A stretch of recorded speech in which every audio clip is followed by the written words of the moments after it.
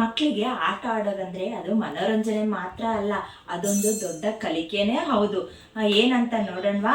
ಮಕ್ಕಳು ಒಂದು ನಮ್ಮ ಶಾಲೆಯಲ್ಲಿ ಅಂಗನವಾಡಿ ಕೇಂದ್ರದಲ್ಲಿ ಅವರು ಬಿಲ್ಡಿಂಗ್ ಬಾಕ್ಸ್ನ ಮಾಡಬೇಕಾದ್ರೂ ಕೂಡ ಅವರು ಯೋಚನೆ ಮಾಡೋದನ್ನ ಕಲಿತಾರೆ. ತಮ್ಮದೇ ಒಂದು ರೋಲ್ನ ಪ್ಲೇ ಮಾಡಬೇಕಾದ್ರೂ ಅವರು ಮುಕ್ತವಾಗಿ ಮಾತಾಡೋದನ್ನ ಕಲಿತಾರೆ. ಸೊ ಮಕ್ಕಳು ಆಟದ ಮೂಲಕ ಏನೆಲ್ಲ ಕಲಿತಾರೆ ಅಂತ ನಾವಿವತ್ತು ಅದರಲ್ಲಿ ಒಂದು ಪಾರ್ಟ್ ಮಾತ್ರ ನಾವಿವತ್ತು ನೋಡೋಣ. ಮತ್ತು ನೀವು ಈ ವಿಡಿಯೋ ನೋಡ್ಕೊಂಬನ್ನಿ, ಆಮೇಲೆ ನಾನು ಏನಂತ ಹೇಳ್ತೀನಿ.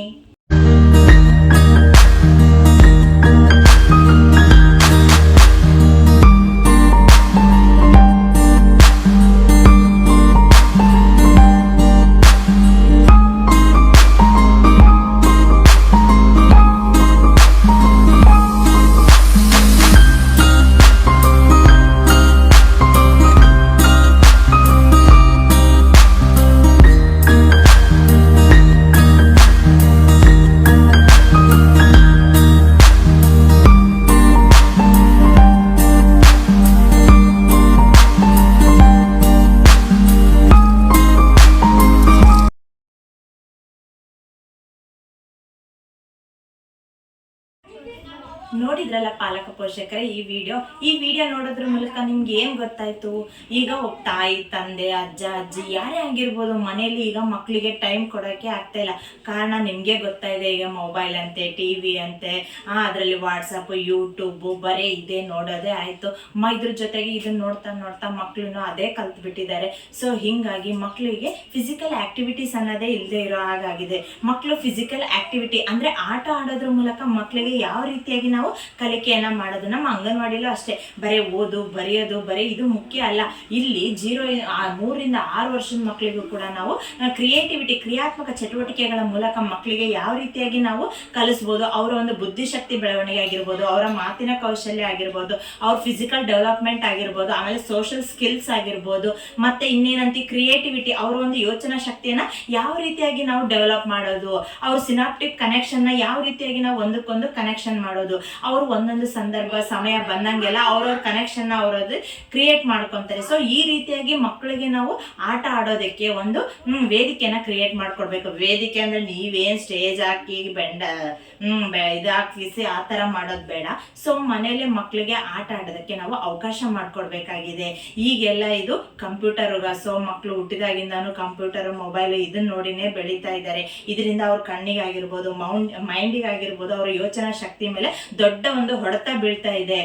ಸೊ ಇವತ್ತು ನಾನು ನಿಮ್ಗೆ ಹೇಳಕ್ ಹೊರಟಿರೋದೇನು, ನೀವು ವಿಡಿಯೋನಲ್ಲಿ ನೋಡಿರೋದೇನು, ನಾನು ಇವತ್ತು ನಿಮ್ಗೆ ನಮ್ಮ ತಮ್ಲೈನಲ್ಲೇ ಹಾಕಿರೋ ಹಾಗೆ ದಾರದಲ್ಲಿ ಮಕ್ಕಳು ಮಣಿಯನ್ನ ಪೋಣಿಸೋದು ಅಂತ ಹೇಳಿದ್ದೆ. ಆಮೇಲೆ ಒಂದು ಕಡ್ಡಿಯಲ್ಲಾಗಿರ್ಬೋದು, ದಾರದಲ್ಲಾಗಿರ್ಬೋದು, ಹೂಗಳನ್ನ ಪೋಣಿಸೋದು ಹೇಳಿದ್ದೆ.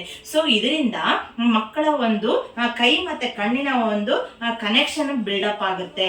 ಸೊ ಮಕ್ಕಳ ಒಂದು ಏಕಾಗ್ರತೆ ಹೆಚ್ಚಾಗುತ್ತೆ. ಅವರ ಒಂದು ನಾಯಕತ್ವದ ಗುಣಗಳು, ಲೀಡರ್ಶಿಪ್ ಕ್ವಾಲಿಟೀಸ್ ಡೆವಲಪ್ಮೆಂಟ್ ಆಗುತ್ತೆ. ಓಕೆನಾ? ಇಲ್ಲಿ ಕಣ್ಣು ಮತ್ತೆ ಕೈಗಳ ಸಮೇತ ಚಿಕ್ಕ ಸ್ನಾಯುಗಳ ಬೆಳವಣಿಗೆ ಆಗುತ್ತೆ. ಸೊ ಈ ಒಂದು ಚಿಕ್ಕ ಆಟ, ಅದೇನಪ್ಪ ಹುಡುಗರು ಆಟ ಆಡ್ಕೊಂತಿದ್ದಾರೆ ಅಂತ ನೀವಂತೀರಾ? ಸೊ ಇದ್ರೆಲ್ಲದ್ರಿಂದ ಏನೆಲ್ಲ ಬೆಳವಣಿಗೆ ಆಗ್ತಾ ಇದೆ, ಅವ್ರ ಒಂದು ಮೈಂಡ್ ಅಲ್ಲಿ ಏನೆಲ್ಲ ಬೆಳವಣಿಗೆ ಆಗ್ತಾ ಇದೆ ಅನ್ನೋದು ಅದು ನಾವು ನೋಡ್ಲೇಬೇಕಾದಂತಹ ವಿಷಯ. ಮಕ್ಕಳಿಗೆ ಚಿಕ್ಕ ಸ್ನಾಯುಗಳ ಬೆಳವಣಿಗೆ, ದೊಡ್ಡ ಸ್ನಾಯುಗಳ ಬೆಳವಣಿಗೆ ಆಟ ಆಡೋದ್ರ ಮೂಲಕನೇ ಬೆಳವಣಿಗೆ ಆಗೋದು. ಮಕ್ಕಳಿಗೆ ಇದರಿಂದ ಯೋಚನಾ ಶಕ್ತಿ ಅಭಿವೃದ್ಧಿ ಆಗುತ್ತೆ ಅಂತಾನೆ ಹೇಳ್ಬೋದು. ಮಕ್ಕಳಿಗೆ ಈ ಒಂದು ಸುಮ್ಮನೆ ಏನಪ್ಪ ದಾರ ಇದೆ, ಮಣಿ ಇದೆ, ಮಕ್ಕಳು ಪೋಣಿಸ್ತಾ ಇದ್ದಾರೆ ಅಷ್ಟೇ, ಅದರಲ್ಲೇನಿದೆ?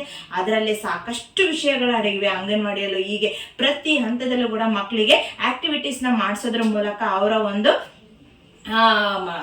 ಬುದ್ಧಿಶಕ್ತಿ ಬೆಳವಣಿಗೆ ಆಗಿರ್ಬೋದು, ಮೆಂಟಲ್ ಎಬಿಲಿಟಿ ಹೆಚ್ಚಾಗೋದಾಗಿರ್ಬೋದು, ಮತ್ತು ಸಣ್ಣ ಸ್ನಾಯುಗಳ ಬೆಳವಣಿಗೆ ಆಗಿರ್ಬೋದು, ಇದೆಲ್ಲವನ್ನು ನಾವು ಮಾಡಿಸ್ತಾ ಹೋಗ್ತೀವಿ. ಸೊ ಈಗ ನಿಮ್ಗೆಲ್ಲ ಗೊತ್ತಿರೋ ಹಾಗೆ ಏಪ್ರಿಲ್ 1 ರಿಂದ ಮೇ 10 ಅಂದ್ರೆ 40 ದಿನಗಳ ಕಾಲ ಮಕ್ಕಳಿಗೆ ಬೇಸಿಗೆ ರಜೆ ಇದೆ. ಮಕ್ಕಳು ಶಾಲೆಗೆ ಬರ್ತಾ ಇಲ್ಲ, ಮನೆಯಲ್ಲೇ ಸಮಯ ಕಳೀತಾ ಇದ್ದಾರೆ. ಸೊ ಈ ಸಮಯದಲ್ಲಿ ಮಕ್ಕಳು ಯಾವ ರೀತಿಯಾಗಿ ತಮ್ಮ ಒಂದ್ ಸ್ವಲ್ಪ ಕಲಿಕೆಗೆ ಒತ್ತು ಕೊಡಿ. ದಿನದಲ್ಲಿ ಒಂದು 10 ನಿಮಿಷ 15 ನಿಮಿಷ ಮಕ್ಕಳಿಗೋಸ್ಕರ ನಿಮ್ಮ ತಂದೆ ತಾಯಿಗೆ ನಾನು ಹೇಳ್ತಿರೋದಷ್ಟೇ, 10 ನಿಮಿಷ ನಿಮ್ಮ ಮಕ್ಳಿಗೆ ಕೊಡಿ.